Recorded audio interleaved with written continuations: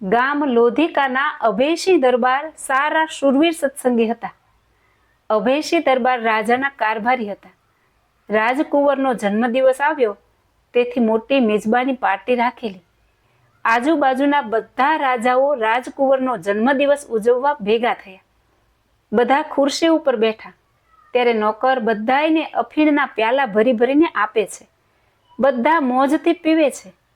એમ કરતા જ્યાં અભયસિંહ બેઠા છે ત્યાં નોકરે આવીને અફીણનો પ્યાલો આપ્યો. સત્સંગીથી અભક્ષ તામસ પદાર્થ પીવાય નહીં, તેથી લાજ શરમ રાખ્યા સિવાય તરત કહી દીધું, અમારાથી અફીણ પીવાય નહીં. આ વાત સાંભળી બધા અભયસિંહને ઘેરી વળ્યા. અમે બધાએ અને તું કેમ નથી પીતો?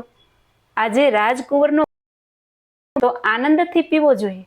તમે રાજાના કારભારી થઈને ન પીવો તે કેમ ચાલે? રાજાને કહ્યું, તમે તમારા હાથથી પ્યાલો આપો પછી જશે ક્યાં? તમને ના નહીં પાડી શકે. રાજાને ઉશ્કેર્યા. રાજા લાલ આંખ કરીને કહે છે, આજે ખુશાલીનો દિવસ છે ને તમે અફીણ ન પીવો તો મને બહુ માઠું લાગે. નહીં પીવો તો મેળ નહીં પડે. નોકરીમાંથી રજા આપી દઈશ.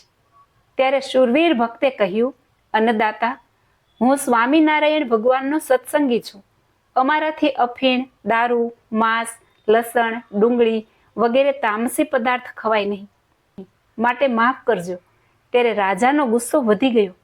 મારા હાથને પાછો ઠેલનાર તું કોણ?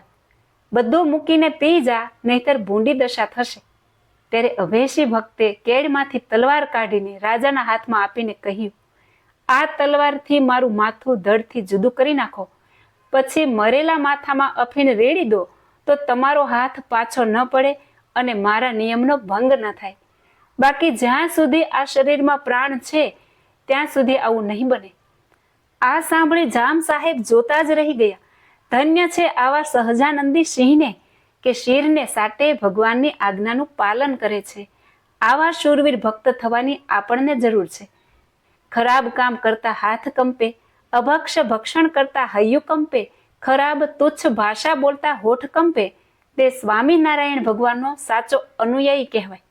ધર્મ નિયમથી સાચા શૂરવીર ભક્ત કોઈ દિવસ ભ્રષ્ટ ન થાય. અભયસિંહ દરબારે શિરને સાટે સત્સંગ રાખ્યો પણ જરાય ઢીલા થયા નહીં. કોઈ પણ ક્રિયા ભગવત આજ્ઞાથી વિરુદ્ધ ન હોવી જોઈએ, આટલું અવશ્ય સમજી રાખવું. ભગવાનની આજ્ઞાનું પાલન કરવું તે ઝાડના મૂળ જેવું છે. મૂળ વિના ઝાડ થઈ શકે નહીં, તેમ આજ્ઞા પાલન વિના મુક્તિ મેળવી શકાય નહીં. મોક્ષ માર્ગનું પહેલું પગથિયું છે એ પ્રભુના વચન પ્રમાણે વર્તવું. જય શ્રી સ્વામિનારાયણ.